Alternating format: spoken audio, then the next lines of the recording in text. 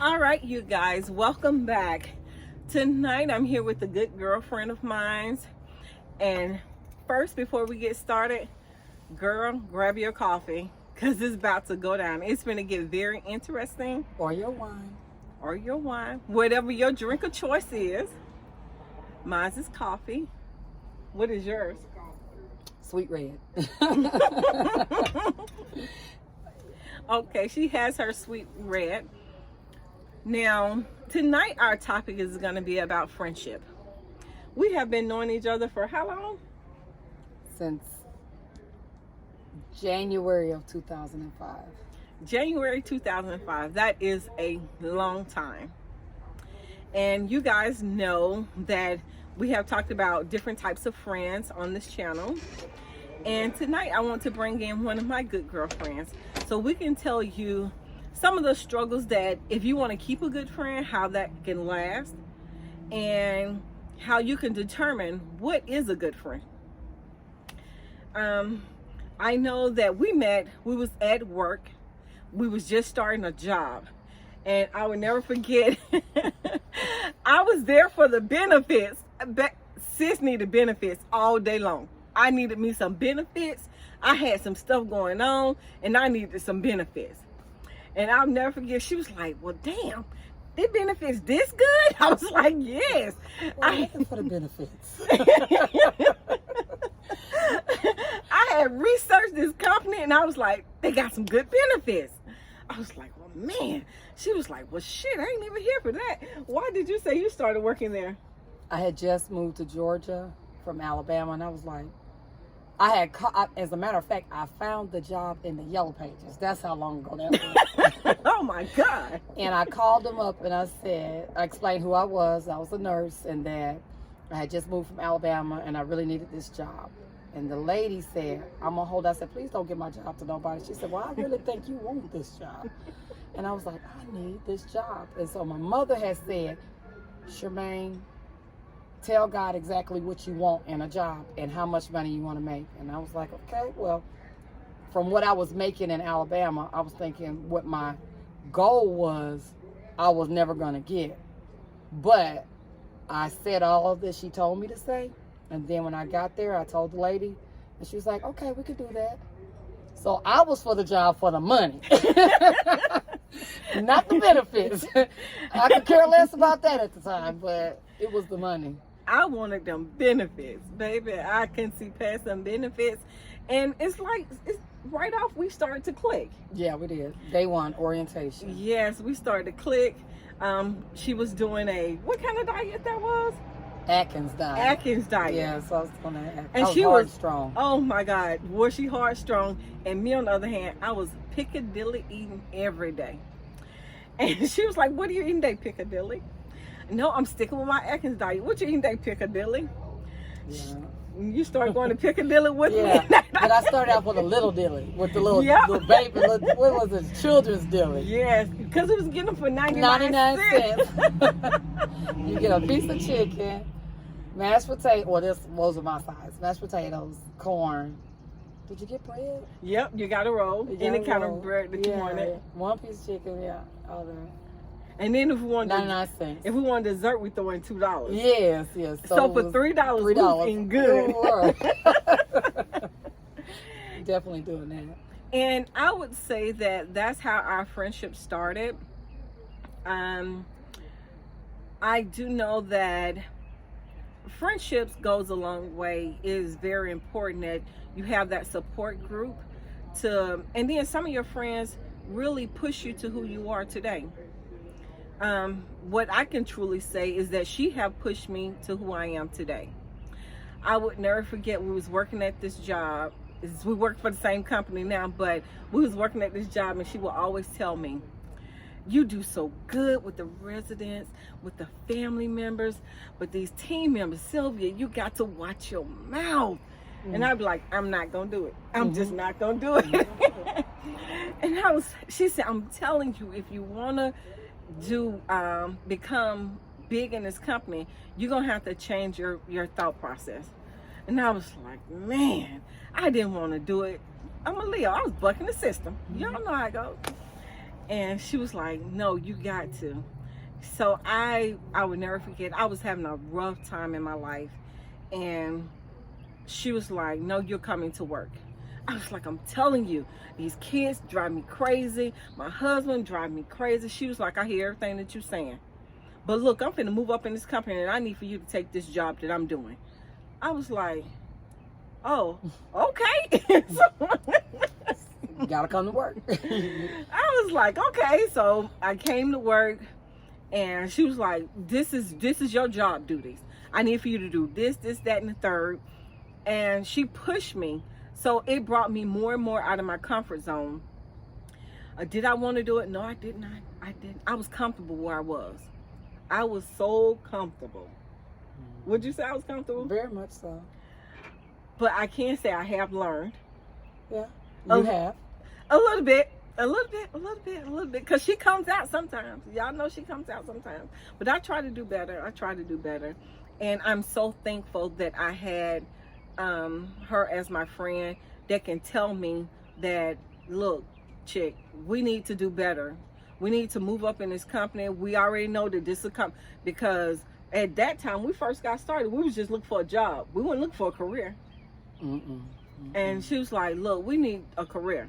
If we're going to move up in this company and this is going to be the company we decide we're going to work for, then you're going to have to make some changes. And that's all a part of being your friend. It is. Because sometimes if a person is your true friend, then they would have that uncomfortable conversation with you. Oh, Lord. And then let's talk about the time that we had to go over to my now husband's house on a drive-through because I thought he was cheating. Oh, yeah. And me and her, we went out to dinner for my birthday. And I said, I want to make a stop. And she said, okay, you go ahead and drive. We in her car. And she said, where we going? I said, I'm going to see what he doing. So being the girlfriend that she is, she was like, okay. So I'm getting out the car. Now she know when I got in her car, I brought a separate pair of shoes.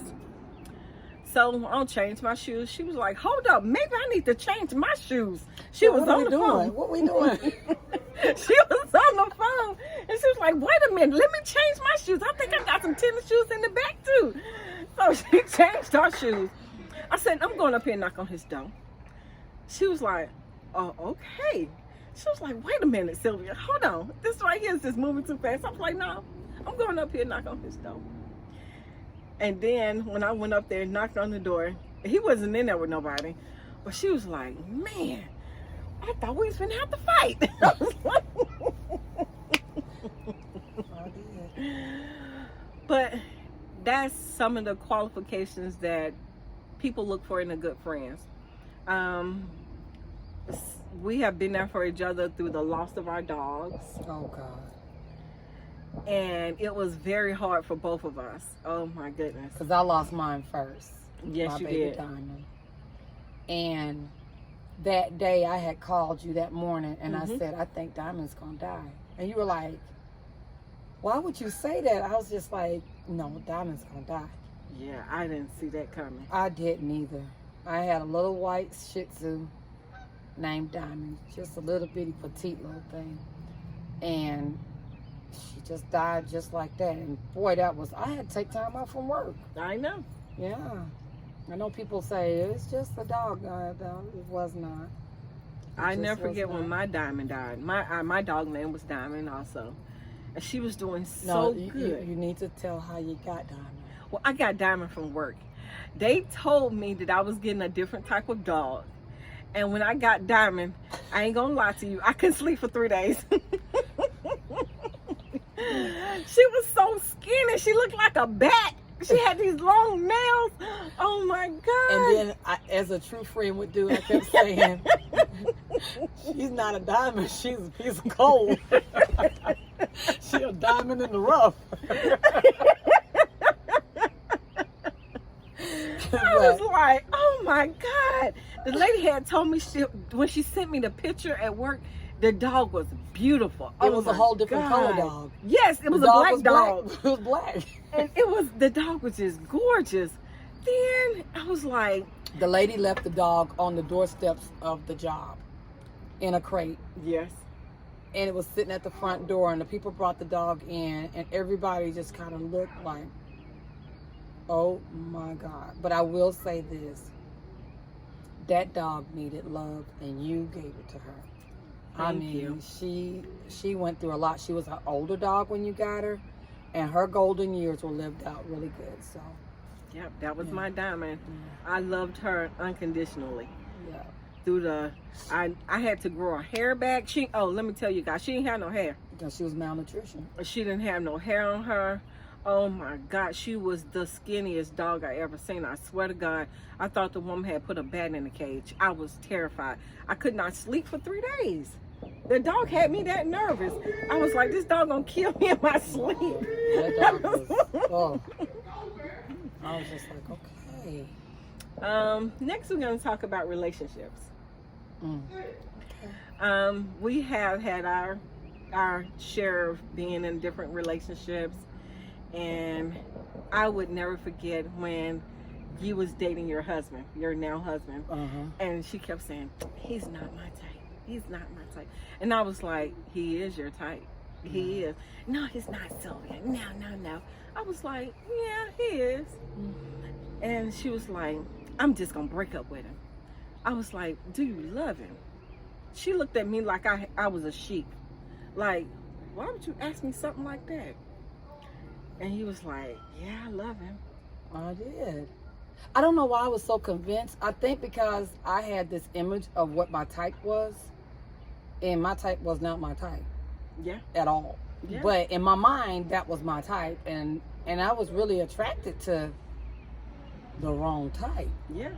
And then when I met Kevin, it was like, no, I don't think that's my type. But he would give it to me like, get smart, like I don't have time for no games and stuff. And I'd be like, well, maybe this is my type. But then he was just so nice and sweet. And I was like, I don't know if I thought it was kind of fake and not genuine or what the deal was, but I was a little leery of it because I had been in some bad relationships.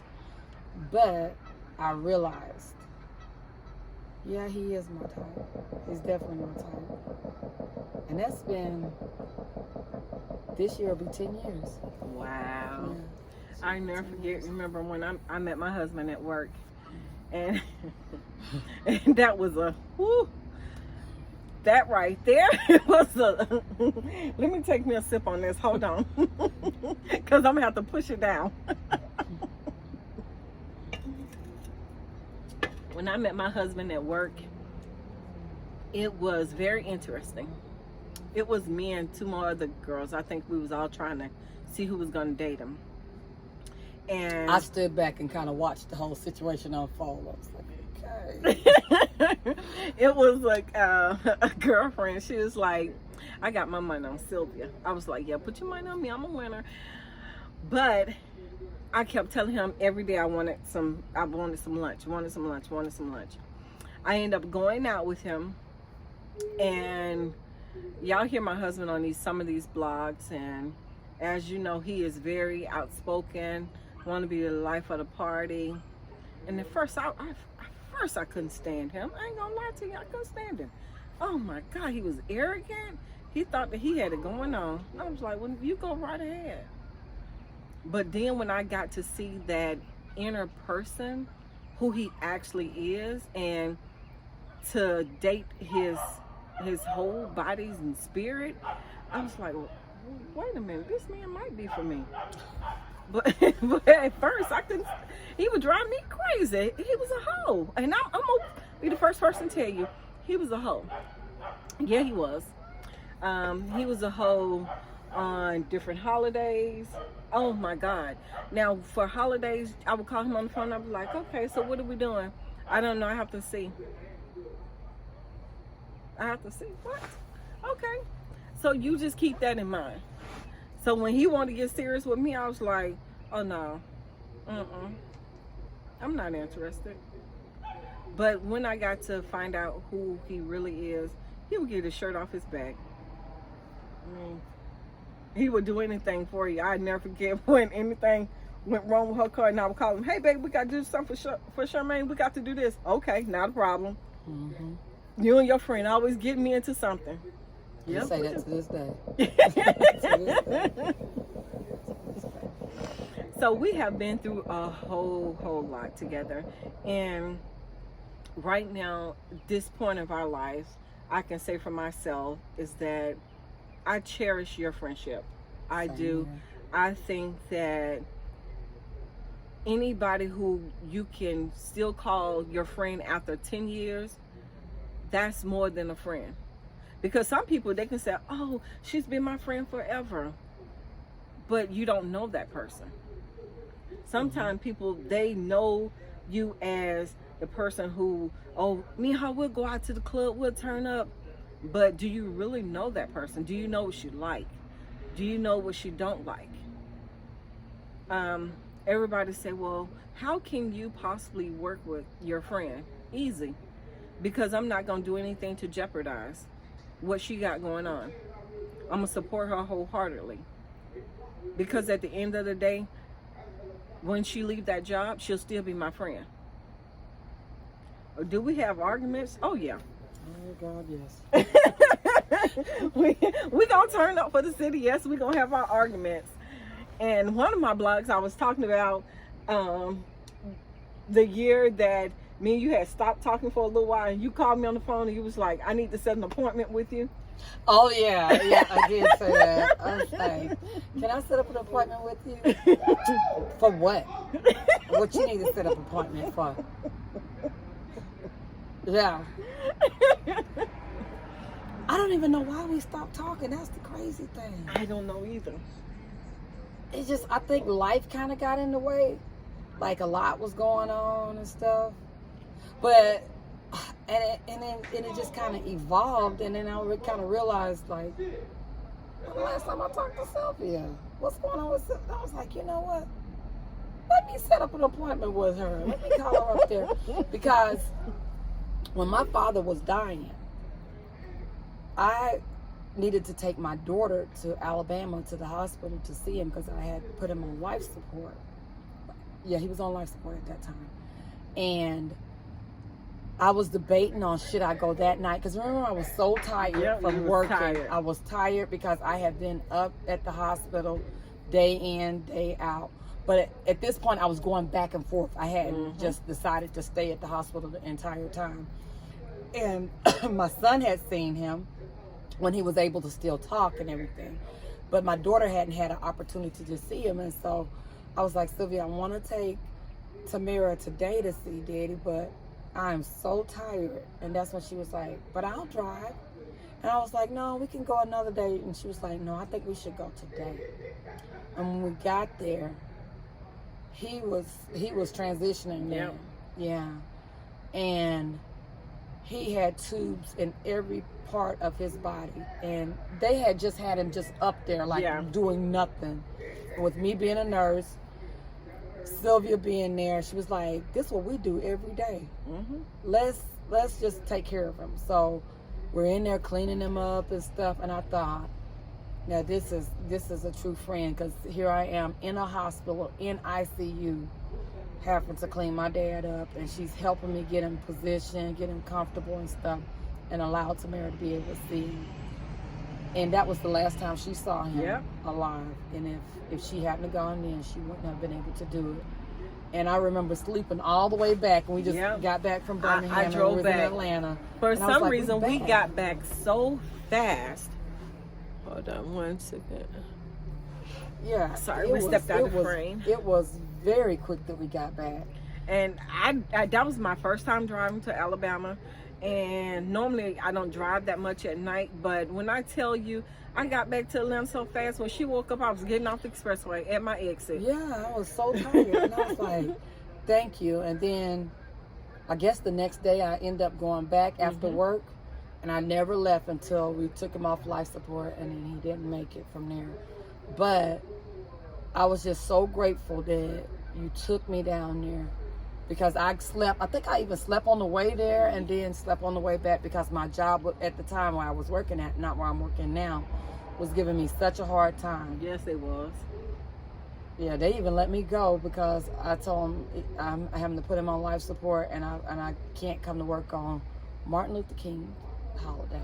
And they say you working on every holiday. I remember that. Yeah, they said our policy is you can't call out. And I said my dad's going on life support.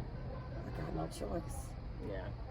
Yeah. Well, they apologized. It brought me back, but it wasn't the same there. So, but I was very appreciative of you being there. That was a hard time right there. It was a really hard time. Normally it's 3 of us, but our other girlfriend, she's in Vegas celebrating with her husband. We are going to do another special with a group of girlfriends that we can sit down and we're going to talk. And the next conversation is going to be about life and life changes and life expectations and things of that nature. But growth is what it is. Yes. It's just flat out growth. Yes. Like how life has changed and how you've grown, how you've changed, and how the friendship has changed. That's like true. Things that we were trying to do at one point, we did that, and how we've been able to sustain our friendship and grow and evolve with it. And now our interests are changing, but they're going kind of in the same direction and everything. Definitely. So, yeah. I would never forget one time we was talking about the only thing we want to do is go on vacation one year with our job for our job, and we looked around and we That's had when we were going to do an Atlanta vacation. Remember Yes. that? A staycation. We was at that time we was just so broke. I would never forget. We was broke. But we was happy. Yeah. The job that we worked on, we was happy, and we had what we need to fill our cup. But what we did, well, we was talking about, oh my goodness, I never forget. I was like, when I get my taxes, Yeah. I'm going. Everything revolved around that. I was buying furniture. When I get mine, I'm buying me some furniture. And I wanted to take my kids out of town. Yeah. I want to take them to just to Florida, somewhere that's down the street. I want to take them to Florida. I remember when I got an opportunity to do that. Remember, I had to do a visit to a timeshare. I was like, we going. I don't care. We going. And now things have evolved, and it's like, okay, 2 months done gone by. It's time to go somewhere. Where we gonna go? Where we gonna go? Yes, we go out. We travel a lot. We do. So we would like to thank you guys, and we will definitely bring you guys along. But before we close, we would like to say, no matter what you're going through, at the end of the day, as long as you have your good girlfriend and a nice cup of coffee, that's all you need. Girl, grab your coffee.